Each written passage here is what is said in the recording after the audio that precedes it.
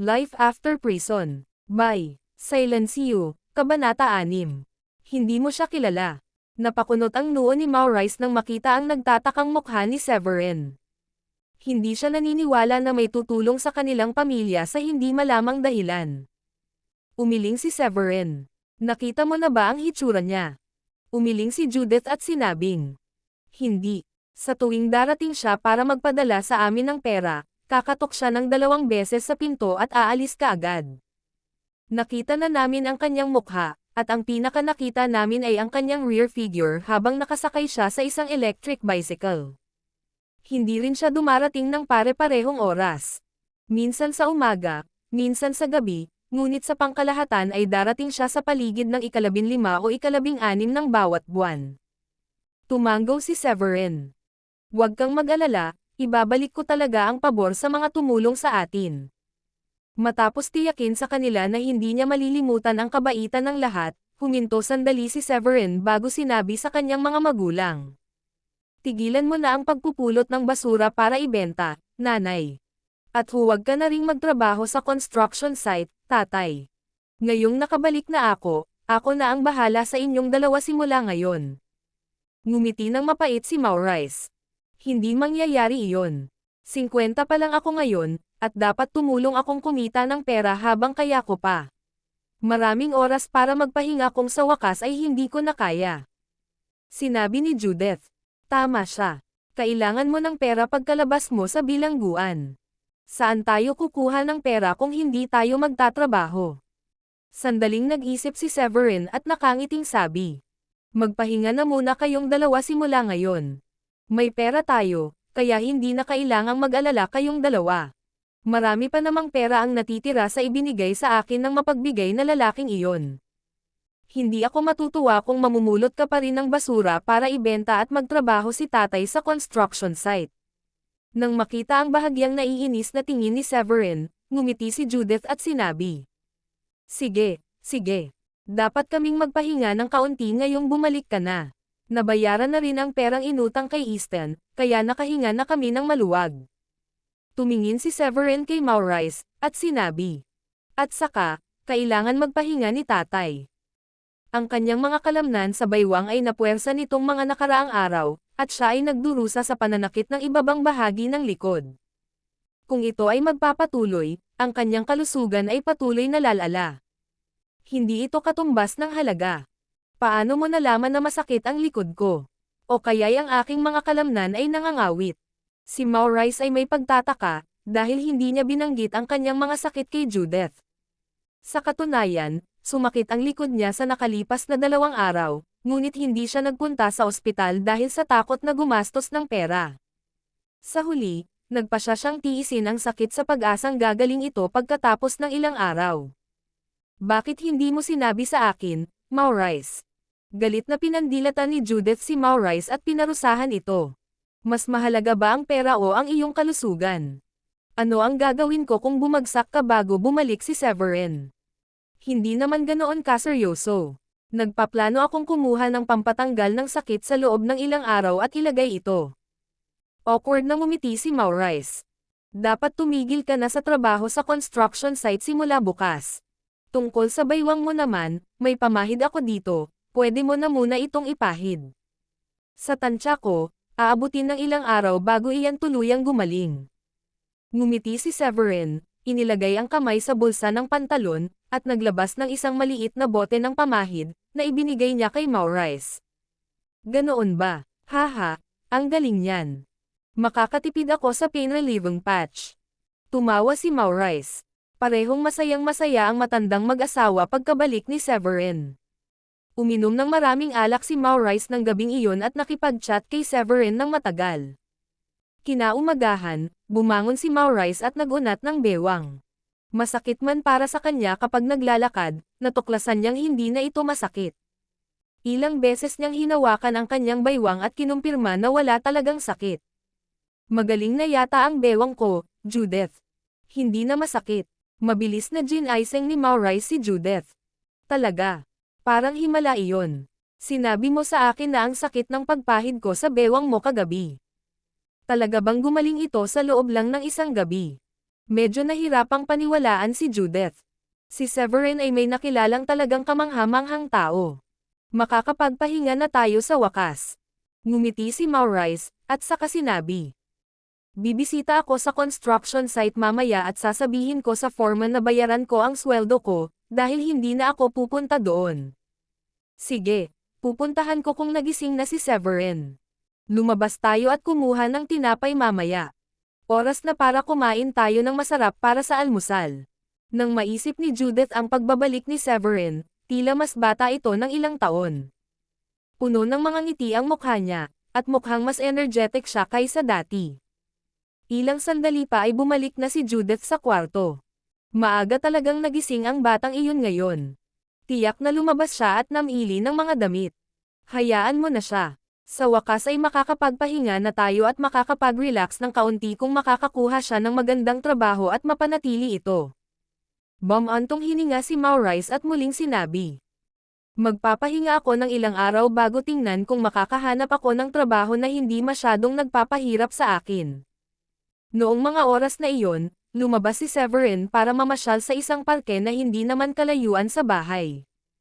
Ang tanawin ng pamilyar na parke na iyon ay nagdulot ng kaunting tawa. Napakalaking kahihiyan na naniniwala siya na talagang hihintayin siya ni Lucy, nang sa huli, ang buhay ay nagbigay sa kanya ng isang bastos na paggising. Habang inaalala ni Severin ang nakaraan, isang magandang babae na nakasuot ng bulaklaking damit ang sumigaw ng sorpresa mula sa isa sa mga pavilion sa parke. Grandpa, ayos ka lang ba? Tumingin si Severin at nakita ang isang matandang lalaki na nakahandusay sa lupa. Pulang-pula ang mukha ng huli, at nahihirapan siyang bumuo ng magkakaugnay na pangungusap. Nagulat din ang isang nasa katanghaliang gulang na nakipaglaro ng chess sa matanda, at bumaba siya para tingnan ang matanda. Okay ka lang ba, Mr. Henry? Mr. Henry. Sir. Agad na tumakbo si Severin nang mapagtanto niya ang nangyari. Siya ay nagdurusa ng biglaang cerebral hemorrhage. Sigurado si Severin pagkatapos ng isang mabilis na sulyap. Parang hindi maganda iyan. Diyos ko, ano ang susunod kong gagawin? Tama. Kailangan kong tumawag ng ambulansya. Ang babaeng naka-floral dress ay napakatamis tingnan, ngunit nang marinig niya na ito ay isang cerebral hemorrhage, ang kanyang mukha ay namutla sa takot. Ang sitwasyon ay kontrolado pa rin. Hayaan mong suriin ko siya. Agad na inihiga ni Severin ang matanda sa lupa at ginamit ang kanyang mga daliri upang tapikin ang ilang puntos sa katawan ng matanda. Muntik nang malagutan ng hininga ang matandang si Henry Longhorn kanina, pero tila bumuti ang kanyang kutis. Napabuntong hininga pa siya, parang may natanggal sa kanya. Buksan mo ang iyong bibig at kainin ang tabletang ito. Kumuha si Severin ng tableta at inilagay sa bibig ni Henry. Heto ang tubig. Agad na kumuha ng kalahating bote ng mineral water sa mesa ang babaeng naka-floral dress at iniabot iyon. Matapos lunukan ni Henry ang tableta, bumalik sa normal ang kanyang kalagayan pagkaraan ng 1 minuto. Binata, 1 minuto lang ang nakalipas. Ako. Parang ang isang paa ako nasa pintuan ng kamatayan. Halos naglaho na rin ang paningin ko. Salamat sa pagligtas sa akin. Napatingin si Henry kay Severin na nakatayo sa harapan niya. Medyo masyadong maliit ang shirt at pantalon ni Severin, at mukhang may edad na rin siya. Dahil doon, kasama ang bahagyang mahabang buhok ni Severin, ay nagmukha siyang walang tirahan mula sa kalye. Ganoon pa man, inamin ni Henry na ang binata sa kanyang harapan ay nagligtas ng kanyang buhay kanina. Ayos ka lang, sir.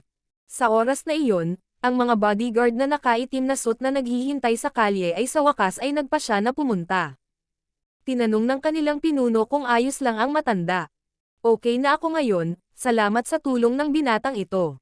Kinawayan ni Henry ang kanyang kamay at sumenyas na umatras ang kanyang mga bodyguard.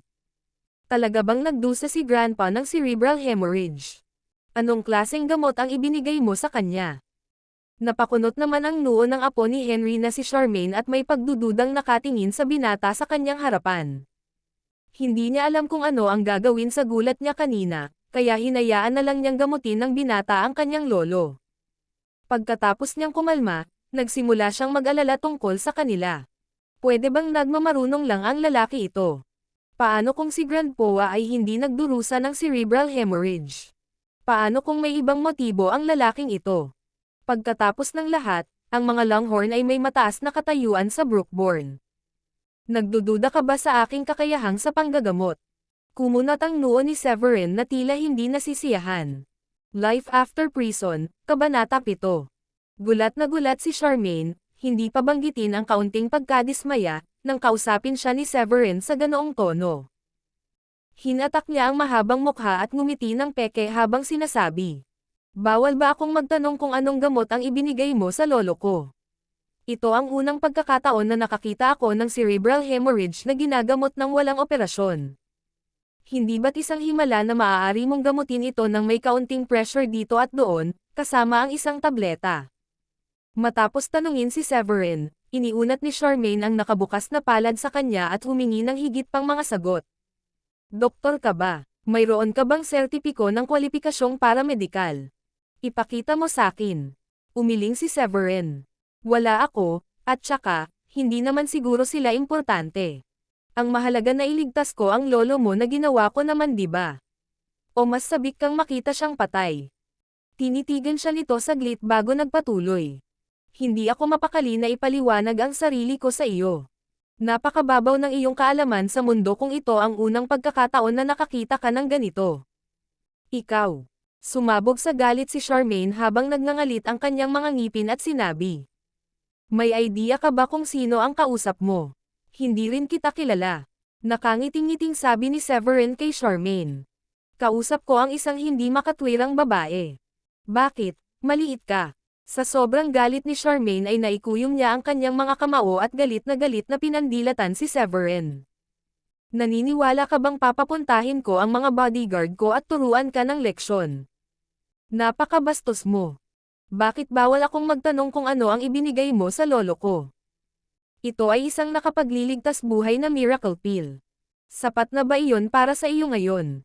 Binatukan naman ni Severin. Ang dahilan kung bakit hindi siya nag-abalang ipaliwanag ito sa kanya noong araw na iyon ay dahil nasa foul mood siya. Pagkatapos ng ilang pag-iisip, sinabi niya.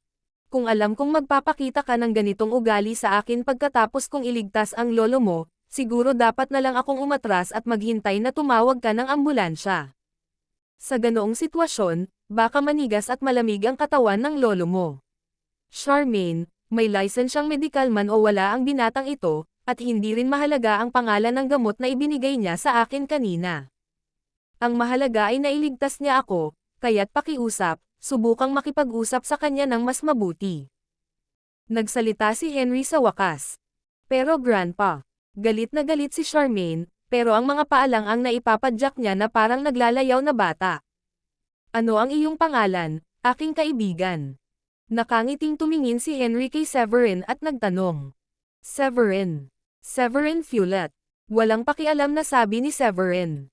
Siya nga pala, ang dahilan kung bakit bigla kang nagkaroon ng cerebral hemorrhage ay dahil sa sobrang excited mo noong naglalaro ka ng chess kanina. Mayroon kang mataas na presyon ng dugo, kaya dapat kang pumunta sa ospital at magpasuri sa iyong sarili. Magreseta sa iyo ang doktor ng ilang gamot upang mapababa ang iyong presyon ng dugo, o kung hindi, maaari kang magdusa muli ng parehong kondisyon dahil sa huli ay nasa sabik ka. Salamat sa iyong paalala, aking kaibigan. Severin Fulet ang pangalan mo, di ba? Ang ganda ng pangalan. Naikuyom ni Henry ang kanyang mga kamay bilang pasasalamat kay Severin at sinabing. Iniligtas mo ang buhay ko, binata, at iyon ang dahilan kung bakit ka naging tagapagligtas ko. Huwag mag-atubiling ipaalam sa akin kung kailangan mo ng tulong ko sa hinaharap. Nga pala, Charmaine, pwede bang maghanda ka ng $150,000 para sa kaibigan natin dito? Ito ay kabayaran para sa pagpapagamot na ibinigay niya sa akin. Masyado kang mabait, pero ayoko ng pera. Hindi ko ginawa iyon para sa pera noong iniligtas kita kanina. Humalaklak si Severin, sumulyap kay Charmaine sa tabi niya, at sinabing. Kontento na ako kung hindi ako tretuhin ng isang tao na parang nagmamarunong lang. Isang pagtataka ang bumungad sa mga mata ni Charmaine. Ang binata sa kanyang harapan ay nakasuot ng punit-punit na damit, ngunit tila napakalma niya sa harap ng $150,000. Marahil ay nagkamali talaga siya ng paghuhusga sa kanya. Hindi ba pwedeng ihulog mo na lang yan? Masungit na tugon ni Charmaine matapos maalala ang ugali ni Severin sa kanya kanina. Iyan ba ang anumang paraan para makausap ang bago nating kaibigan? Sinaman ng tingin ni Henry si Charmaine. Nakangiting sabi kay Severin. May mungkahi ako, binata. Dahil ayaw mo ng pera, baka pwede kitang i-treat ng tanghalian. Sana kahit papaano ay tanggapin mo ang alok ko. Nang makita ni Severin ang sinseridad ng matanda sa kanyang harapan, alam ni Severin na magiging masungit ang kanyang pagtanggi. Total, nagpakumbaba ang matanda sa harap ni Severin. Sa huli, tumanggo si Severin at sumuko. Oo naman. Medyo maaga pa naman, kaya paano kung magkita tayo sa Richmond Hotel sa tanghali?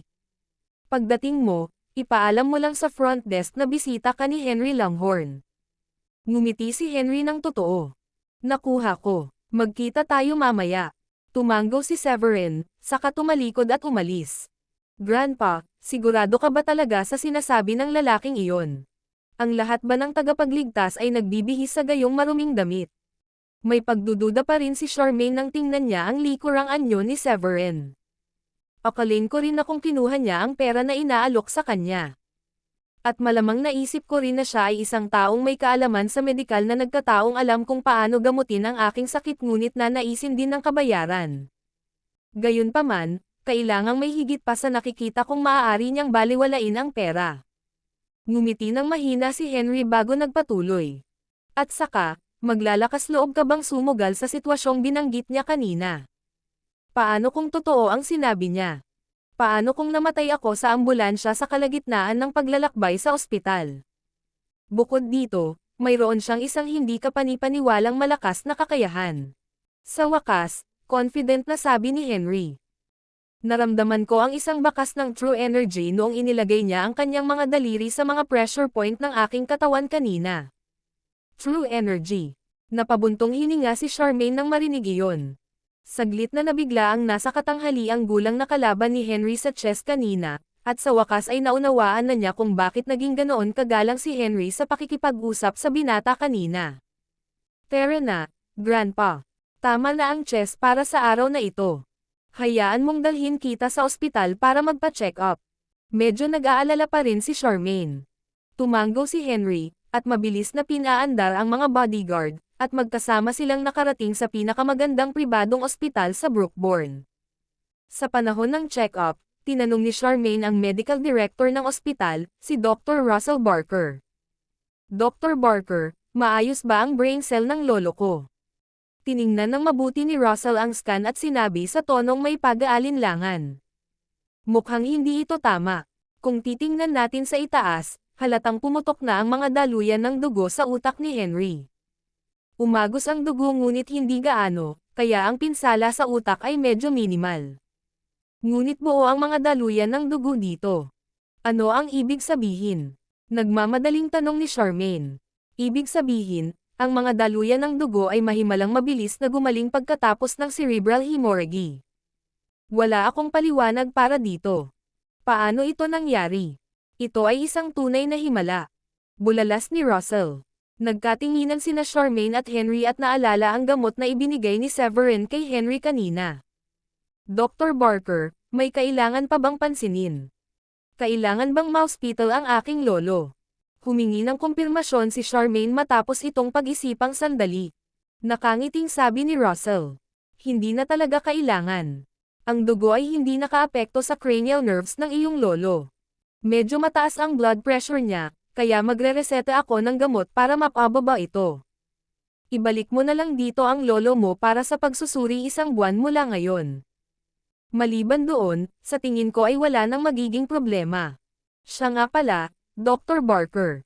Makakarating ba ang lolo ko sa ospital sa oras kung dumanas siya ng biglaang cerebral hemorrhage sa Brookhill Park? Hindi napigilan ni Charmaine ang kanyang kuryosidad at muling nagtanong. Brookhill Park. Sa tingin ko hindi niya kakayanin kahit na sa pinakamalapit na ospital. Kahit na sa kaunting swerte ay humihinga pa rin siya sa oras na dumating siya, maaaring tuluyan siyang makomatose kahit na nakatanggap siya ng emergency na paggamot. At iyon ay kung hindi siya dumanas ng anumang iba pang biglaang medikal na emerhensya habang sakay ng ambulansya papunta sa ospital. Walang pagdadalawang isip na sagot ni Russell. Pinagpawisan si Charmaine nang marinig iyon. Mukhang may nakilala talaga tayong tagapagligtas. Pagkalabas ng ospital, emosyonal na sabi ni Henry. Hindi mo dapat saktan si Severin, Charmaine. Malaki ang utang natin sa kanya, at hindi ito isang bagay na mababayaran mo sa isang pagkain lang. At saka, hindi lang siya may napakahusay na mga kasanayang medikal. Halos tiyak na siya ay isang nakatagong tagapagligtas. Life After Prison, Kabanata 8. Tumango si Charmaine. Oo, naiintindihan ko, Grandpa. Hindi ko lang akalain na ang isang taong nakasuot ng ganoon ay maaaring maging isang uri ng kahangahangang doktor. Sa lohokal na pagsasalita, hindi kakapusan sa pera ang isang tulad niya, di ba? Hehe. Humalaklak si Henry. Ang mga savant na tulad niya ay malamang na itinuturing ito bilang pagsasanay. Labis na napukaw ni Severin ang kanyang pagkamausisa. Pagsasanay. Nagsalubong ang mga kilay ni Charmaine at tila naguguluhan. Ang pagsasanay sa isip ay isang paraan din ng pagsasanay. Maaaring piliin ng mga mahuhusay na taong namumuhay ng tahimik na manatili sa isang lungsod at manatiling low profile. Ang ilang tagapagligtas ay maaaring makakita na sa maraming bagay. Gayunpaman, ang mga pag-iisip ng mga ganoong taong namumuhay ng tahimik na tagapagligtas ay hindi isang bagay na kayang malaman ng mga ordinaryong tao na tulad natin. Humalaklak si Henry, at saka madiin na sinabi. Ang dahilan kung bakit nasaan ngayon tayong mga Longhorn ay hindi maliit na bahagi dahil sa isang tagapagligtas na tumulong sa atin noong nakaraan. Napaisip si Charmaine pagkatapos marinig iyon. Sa sandaling iyon, dumating na si Severin sa labas ng isang bangko. Kumunot ang noo niya nang tingnan niya ang violet gold bank card na iniwan sa kanya ni Old Wako. Sinabi ng matandang Wako na maraming pera sa loob ng account, at hindi niya alam kung magkano ang nasa loob. Sinabi rin niya sa akin na kailangan kong bumisita sa Draco Deus Isle ito sa 15 ng Agosto para sa isang kapalaran o kung anuman. Bueno, may higit pang isang buwan na natitira hanggang doon. Habang hinahaplos ng mga daliri ni Severin ang Draco Deus ring na ibinigay sa kanya ni Old Wako, ngumiti ang mga labi niya at dire-diretsyong naglakad papasok sa bangko. Security. Security. Bakit walang security sa kanilang trabaho? Paano mo papapasukin ang isang taong may ganitong gula-gulanit na damit dito? Ito ba ang uri ng establishmento kung saan pinapayagan din ang mga palaboy? Sus, amoy na amoy mo ang baho ng kahirapan ng taong ito mula sa 1 milya ang layo. Nakailang hakbang pa lang si Severin nang sinisigawan ng isang ginang na may suot na magarbong alahas ang security guard na mukhang naiinis. Lumapit ang security guard, awkward na ngumiti kay Severin, at sinabing, "Sir, umalis na po kayo kung wala kayong gagawing negosyo dito." Umasim ang mukha ni Severin. Tumingin siya sa security guard at tumalikod. Anong kalokohan ang sinasabi mo? Bakit ako papasok kung wala naman akong negosyo dito? Napatingin ang security guard sa ginang at muling bumaling kay Severin. Pakiramdam niya ay nalagay siya sa isang masikip na lugar habang nagtatanong. Kung gayon, anong uri ng negosyo ang mayroon kang gagawin dito? Inilabas ni Severin ang kanyang bank card at sinabing may tagumpay ng ngiti. Nandito ako para mag-withdraw ng pera. Nakikita ko, may self-service na ATM doon. Ngumiti ang security guard. Medyo naiinis na sabi ni Severin. Pero paano kung gusto kong mag-withdraw ng 100,000? O 200,000? Kakayanin kaya ng ATM ang napakalaking kahilingan. Nag-aalala ako na baka kulang ang pera sa ATM. Paf, nakakatawa. 100,000. O 200,000. Hindi ako sigurado na ang account na nakalink sa iyong card ay may ganoong halaga ng pera. Sarkastikong sabi ng ginang nang marinig iyon. Sa pagtatapos ng kanyang pangungusap, tiningnan niyang mabuti ang card na nasa kamay ni Severin. Anong klaseng card yan? Hindi pa ako nakakita ng ganyan. Ito ba ay ilang membership card na kinuha mo sa gilid ng kalsada? Oh, alam ko, malamang isa ka sa mga galing sa siraulong mga basura. Anong nangyayari dito? Noon ay dumating ang manager ng bangko at casual na nagtanong tungkol sa sitwasyon. Ang iyong bangko ba ay naglalabas ng ganitong uri ng card? Ang batang ito dito ay nakasuot ng mga sira-sirang damit, ngunit sinabi niyang gusto niyang mag-withdraw ng ilang daang libo. Ganun ba kalaki ang pera niya? Hoy, lahat. Mangyaring tumingin dito. Ang tandang ito ay sinusubukang magpanggap na para bang siya ay isang kilalang tao sa pamamagitan ng pagkaway sa paligid ng isang card na malamang na kinuha niya mula sa basurahan.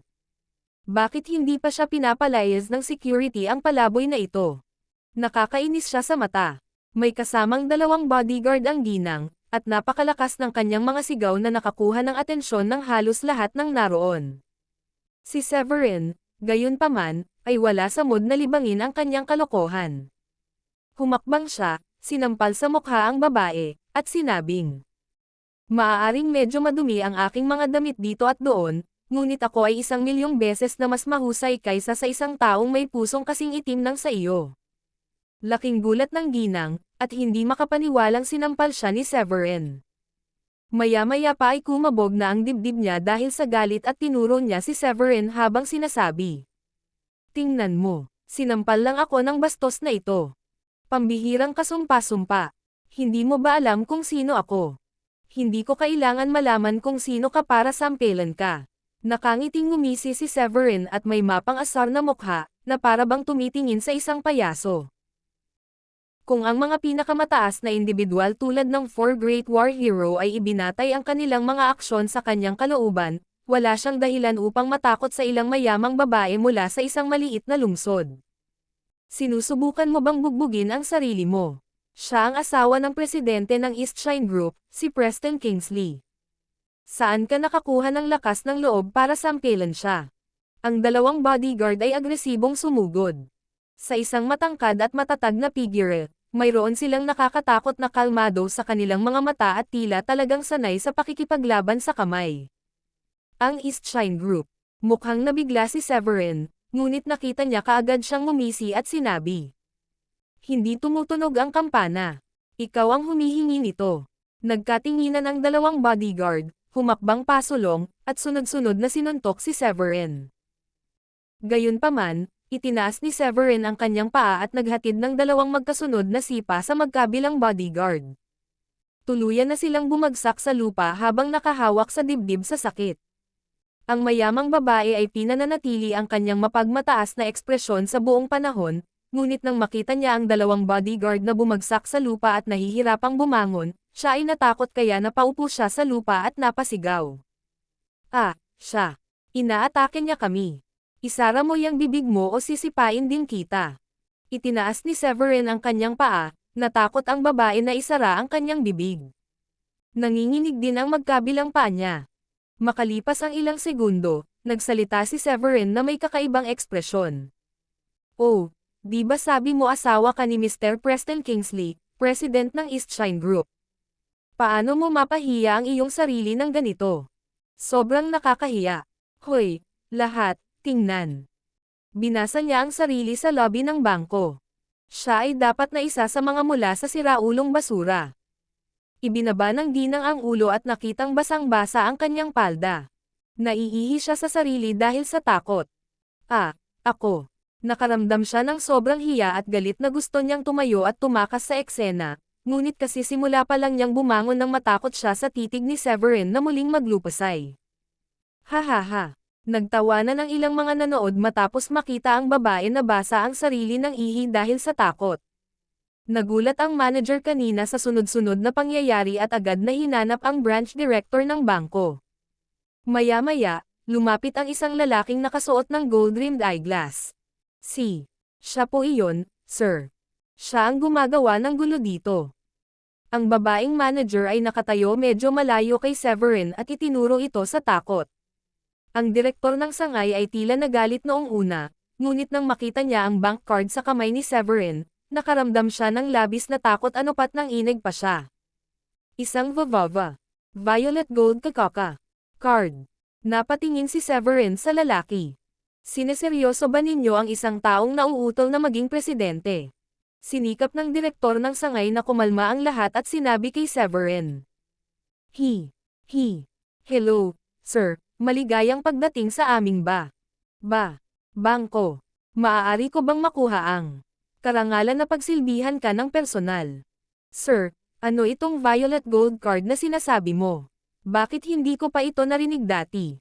Kanina ko lang narinig ang black card na ito. Alam ng babaeng manager na may kwento sa likod ng card matapos makita ang nakakaakit na kilos ng branch director. Siyempre, hindi mo malalaman.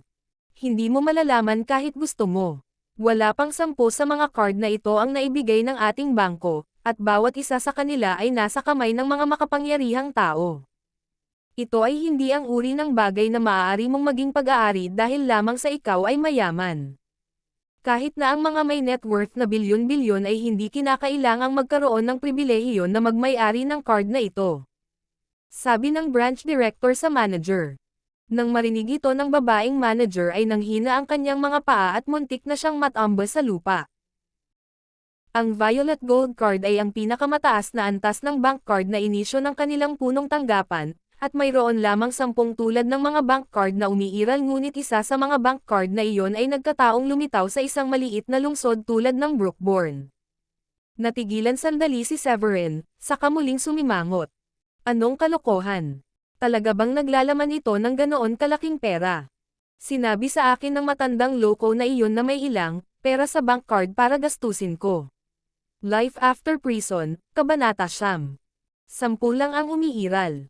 Kahit na ang mga may net worth na bilyon-bilyon ay maaaring walang pribilehiyong magmay-ari ang mga bank card ito. Matapos marinig ang mga sinabing iyon, muling napaihi ang babae sa sarili. Pakiramdam niya ay nag-short-circuited ang mga neuron sa kanyang utak. Gayunpaman, hindi pa rin siya makapaniwala na maaaring magkaroon ng ganoong kalaking pera ang isang magulo at parang palaboy na binata na nakasuot ng damit pampulubi. Tumingin siya sa direktor ng sangay at sinabi sa kanya. Ito ay dapat na isang pagkakamali, tama. Sino ang nakakaalam kung peke ang bank card na iyon? Baka magkamukha lang. Sa tingin mo ba ay ang isang tulad niya ay maaaring magkaroon ng isang card na tulad nito? Nararapat ba siyang magkaroon ng ganoong bank card? Agad na kumunat ang noo ni Severin pagkarinig nun. At anong uri ng tao ang sa tingin mo ay sapat na para magkaroon ng ganoong bank card? Isang katulad mo. Bagamat medyo ayaw pa ring tanggapin ng babae ang nangyayari, tumahimik nang maalala kung gaano kalakas ang kanyang lakas. Malamig na sabi ng branch director ng bangko. Isang beses lang akong nakakita ng katulad na bank card, at nagkataon lang iyon. Sino ang magkakaroon ng oras para gayahin ang isang ganitong klaseng bank card at subukang linlangan tayo? Pagkasagot sa babae ay bahagyang yumoko ito sa isang sip-sip na paraan at ngumiti kay Severin. Sir, maaari ba akong magkaroon ng karangalan na personal na maglingkod sa iyo ngayon? Tanungin mo lang ako sa tuwing kailangan mong gumawa ng anumang mga transaksyon sa hinaharap. Sa katunayan, ang manager ng bangko ay may sapat na pag-aalinlangan sa kung ang bank card ni Severin ay tunay, ngunit mas alam niya kaysa sa makipagsapalaran sa pagkakataong ang bank card ay isang peke. Kung mali ang kanyang hula at sa huli ay na-offend niya ang may-ari ng bank card, halos tiyak na masisibak siya sa kanyang trabaho. Higit pa rito, magiging madaling malaman kung peke ang bank card o hindi. Mabubunyag ang katotohanan bago pa man magsimula ang anumang transaksyon, at magkakaroon pa rin ng panahon para itaboy niya ang mapanlinlang na tao.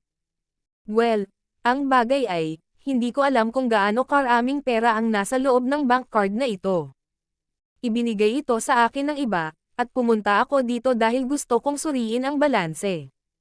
Habang ako ay narito, gusto kong ilink mo ang aking numero ng cellphone upang ma-activate ang serbisyo ng SMS notification. Iyon ay magpapadali para sa akin na suriin ang balanse kung kailan ko gusto. Ang kawalang interes ni Severin ay halos nabigla sa lahat ng naruroon. Kailangang peke ang bank card na iyon, di ba? Sinong tanga para bigyan siya ng ganyan? Lihim na natuwa ang mayamang babae sa narinig at agad na tumayo. Naglalabas ka lang ng sarili mong kasinungalingan. Gayunpaman, sinampal siya ni Severin gamit ang likod ng kanyang kamay. Siguradong marami kang kalokohan na sinasabi. Ikaw. Sinampal mo na naman ako. Mas naagrabyado pa ang babae kaysa kanina. Muli siyang tumingkayad sa lupa at nagsimulang umiyak. Nananangis na si Severin ay walang etika at walang pag-aalinlangan sa pananampal ng mga babae. Sige, sir. Sumama ka sa akin. Pwede ko bang tanungin ang pangalan mo, pakiusap? Gayunman, ang branch director ay lubhang magalang. Ang pangalan ko ay Severin Fulet. Napakagwapo, kapansin-pansin, at katangi-tangi. Ang ganitong pangalan ay halos tiyak na magtutulak sa iyo sa mas mataas na taas sa buhay. Ilang minuto lang ay lumabas na si Severin. Eto ang business card ko, Mr. Fulet. Kung mayroong anumang kailangan mo sa hinaharap, mangyaring huwag mag-atubiling makipag-ugnay sa akin. Ang paglilingkod sa iyo ay isang karangalan, at isang malaking kasiyahan. Sinundan ng branch director si Severin palabas at mas lalo pang yumoko kaysa dati. Mr. Fulet, eto din ang business card ko. Kung may pagkakataon at libre ka, pumunta ka at mag-chat tayo. Maaari ka ring pumunta sa aking bahay para sa hapunan kung gusto mo. Sinundan din siya ng magandang manager mula sa likuran. Mukhang desperado na siya at halos hindi na niya inanyayahan na magpalipas ng gabi sa kanya. Hindi pa umaalis ang mayamang babae at ang mga bodyguard niya kanina, at napatulala siya nang makita niya ang uri ng ugali ng manager at branch director kay Severin. Tila walang duda kung gayon, ang bank card ay kailangang totoo. Pagkaalis ni Severin sa bangko, tumingin siya sa card na hawak niya at ngumiti ng pilit bago tumangala sa langit at sinabing, "Matanda, baliw ka ba talaga o ano? Ang pera sa loob ng account ay halos parang kaban ng bansa. At sinabi mo sa akin na konting pera lang. Pinaglalaroan mo ba ako? Muntik na akong ma-stroke nang makita ko kung magkano ang pera sa loob." Alam ni Severin na kailangang may pera sa account na nakalink sa bank card na iyon. Pagkatapos ng lahat, ang Old Waco ay isang tagapagligtas. Ang hindi inaasahan ni Severin ay ang dami ng mga zero. Matapos pag-isipan ang kanyang susunod na galaw, nagpa siya si Severin na magpagupit, pagkatapos ay mamili ng ilang damit para makapagbihis siya ng mas mahusay kapag nananghalian siya kasama si Henry sa Richmond Hotel mamaya. Kung tutuusin, si Henry ay maliwanag na isang tao mula sa mas mataas na antas ng lipunan, at hindi rin nararapat na bisitahin ang hotel kung siya ay nakadamit ng gaya niya noon. Nang maputol na ang mahaba at magulo niyang buhok, si Severin ay nagmukhang mas gwapo ng kaunti kaysa sa dati, dahil ang kanyang mapait na mukha ay hindi natitinag, habang ang kanyang maiksing buhok ay nagbigay sa kanya ng isang masaya at nakakapreskong hitsura. Ang kailangan ko lang ngayon para maging isang mag-ara na pagkamapitagan ay isang pares ng disenteng damit. Tiningnan ni Severin ang sarili sa pamamagitan ng refleksyon sa entrance ng tindahan at hindi niya maiwasang mambola sa sarili. Nang malapit na siyang mamili ng mga damit, nakita niya ang isang babaeng naka-helmet na nakasakay sa isang electric bicycle papunta sa isang malapit na residential area.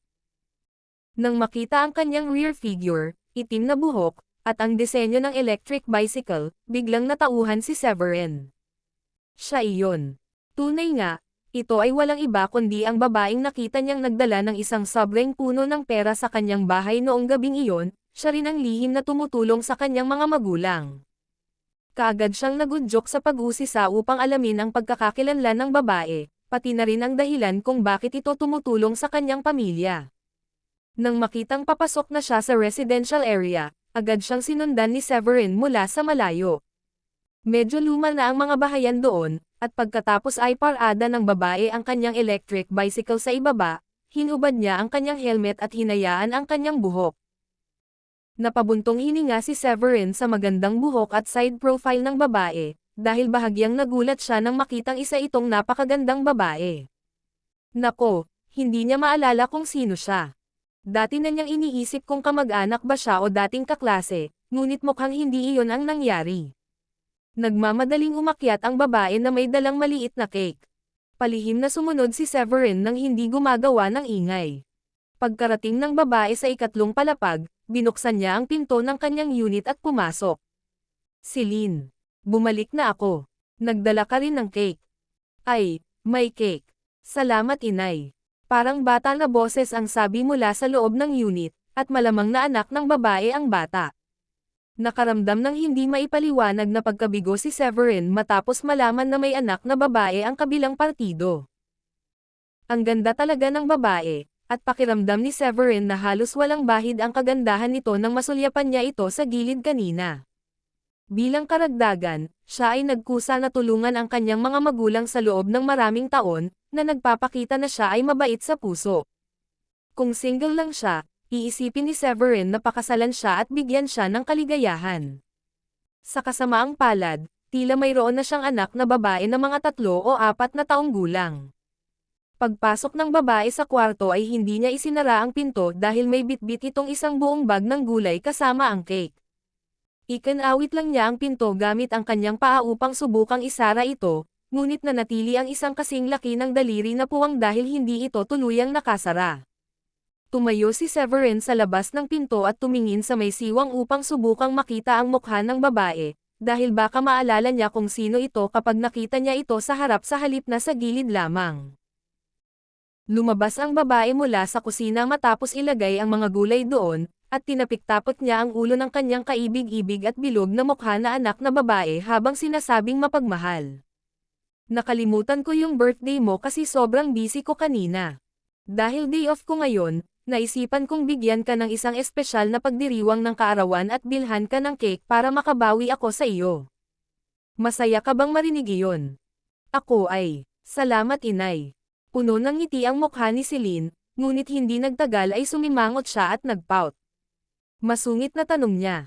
Kailan babalik si tatay, inay? Kailan kaya siya makakakain ng cake kasama natin? Unti-unting nawala ang ngiti sa mukha ng babae nang marinig iyon, ngunit kalaunan ay pinilit niyang ngumiti muli at sinabi sa maliit na batang babae sa kanyang harapan. Di ba sabi ko sa iyo lumabas ang tatay mo para kumita ng malaking pera? Magiging mas mabuti ang mga bagay-bagay para sa atin kapag kumita siya ng maraming pera. Life After Prison, Kabanata 10. Bahagya itong pinag-isipan ni Severin bago tuluyang nagpas siyang lumapit sa pinto at kumatok dito. Sino ito? Napakunot ang noo ng magandang babae nang marinig ang katok sa pinto at agad na naglakad. Tinitigan niyang mabuti si Severin at tila nalilito sa pag-iisip. Hay, pwede ko bang itanong kung sino ka? Tanong ni Severin sa seryosong tono habang nakatitig sa napakagandang babaeng nasa harapan niya. Ako dapat ang magtatanong sa'yo niyan. Ikaw ang lumapit dito sa akin, di ba? Ngumiti ang babae at humalukip-kap. Hindi kayang ilarawan ng mga salita lamang kung gaano kaganda ang ngiting iyon. Nakasimangot na sabi ni Severin. Nako, Severin Fulet ang pangalan ko. Gusto kong malaman kung sino ka at kung bakit mo tinutulungan ang aking mga magulang sa pamamagitan ng pagbibigay sa kanila ng pera buwan-buwan. Tinatawag mo ang iyong sarili bilang isang kaibigan ko, ngunit hindi ko talaga matandaan na nagkaroon ako ng isang tulad mo bilang isang kaibigan. Nasa likod ng kanyang isipan ang pakiramdam na ito na medyo pamilyar ang babaeng nasa harapan niya kaya lang hindi niya maalala kung sino ito. Para sa kadahilan ng iyon, nagpa siyang tanungin siya minsan at para sa at makakuha ng sa ilalim nito. Marahil ay kaklase niya ito sa high school o isang katulad nito. Kaya naman, mauunawaan na hindi niya ito makilala dahil ilang taon na silang hindi nagkita. Nang marinig ng magandang babae sa harapan niya na Severin ang pangalan niya, agad na napawi ang ngiti sa mukha nito. Tila may nag-aalab na galit sa kanyang mga mata, dahil nagsimula itong mamula habang ang mga luha ay nagsimulang tumulo sa kanyang mga mata. Sa huli, sa wakas ay ipinikit ng babae ang kanyang mga mata, huminga ng malalim, at nakontrol ang kanyang emosyon bago muling imulat ang kanyang mga mata. Tinulak niya si Severin pabalik, lumabas ng bahay, at sinabi kay Celine sa loob. Pwede bang patawarin mo ako saglit, sweetie? Kailangan kong makausap ang lalaking ito. Agad niyang isinara ang pinto. Magkakilala ba tayo? Natarante si Severin nang makita ang reaksyon ng babae. Pilit niyang inaalala kung sino siya, ngunit walang epekto. Nagtaka siya kung bakit nakatingin sa kanya ang babaeng iyon na medyo nakakamatay ang tingin. Hehe, hindi ko ini-expect na maaga ka palang makakalabas ng bilangguan. Akala ko may 5 taon ka pa bago kanila palayain. Ngumiti ang babae na tila nanunuya sa sarili at saka biglang nagtaas ng kamay para sampilan si Severin. Baliw ka. Ito ay malamang na isang nakakondisyon na anino sa nakaraan ang naging dahilan upang hawakan ni Severin ang kanyang braso sa sandaling iunat niya ang kanyang kamay. Anong nangyari sa iyo, babae? Sa totoo lang hindi ko matandaan kung kailan tayo huling nagkita, pero hindi talaga ako torpe. Napagkamalan mo ba akong iba? Hindi. Ikaw talaga, sigurado ako. Makikilala kita kahit masunog ka sa abo. Mariin ang tingin ng babae kay Severin sa kabila ng mahigpit nitong paghawak sa braso nito. Hindi mo ba ako naaalala? Ako si Diane Shanahan. Ang babaeng sinira mo ang buhay. Ako si Diane Shanahan. Hindi magiging ganito ang buhay ko kung hindi dahil sa iyo, irresponsibleng bastos. Diane Shanahan. Pinag-isipang mabuti ni Severin ang pangalang iyon, ngunit hindi pa rin niya alam kung sino siya, o kung may nakilala pa siyang may ganoong pangalan. Gayunpaman, medyo pamilyar sa kanya ang mukha niya. Sumpaman, hindi ko alam kung sino ka, at hindi ko matandaan kung saan tayo nagkakilala. Wala akong natatandaan na kaklase o kakilala ko na may pangalang Diane. Binitawan ni Severin ang kamay niya, at nagpatuloy. Sabihin mo sa akin kung gaano karaming pera ang ibinigay mo sa aking pamilya sa mga nakaraang taon at babayaran ko ang lahat sa iyo. Nakakatawa iyan. Nakakatawa talaga. Natawa si Diane sa kawalan ng pag-asa at umatras ng 2 hakbang. Tumulo ang luha sa mukha niya habang sumisigaw. Magbabayad ka. Kaya mo pa bang magbayad? Ano ang gagamitin mo para bayaran ako? Paano mo ibabalik sa akin ang aking kabataan? Paano mo babayaran ang lahat ng pinaghirapan ko nitong mga nakaraang taon? Hindi nakaimik si Severin, ngunit ramdam niya na nakaramdam siya ng matinding dalamhati. Malinaw na totoo ang kanyang mga luha, at hindi rin siya nagpapanggap. Masyado kang nagiging emosyonal ngayon, kaya mas gugustuhin kung hindi na lang kita kausapin kapag nasa ganitong kalagayan ka. Mag-uusap tayo kapag kumalma ka na. Walang magawang tumingin sa kanya si Severin. Hindi niya alam kung paano siya aaliwin, kaya sa wakas ay nagpasya siyang maglakad pabalik. Sub. Pagkaalis ni Severin, yumuko si Diane sa lupa at walang magawang umiyak. Lingid sa kanyang kaalaman, dahan-daang bumukas ang pinto at sumilip ang batang babae sa loob. Nang makita ni Celine ang humihikbi na si Diane, lumabas ito at iniunat ang maliit na kamay para hawakan ang kamay ni Diane. Bakit ka umiiyak, inay? Inaapi ka ba ng lalaking iyon doon?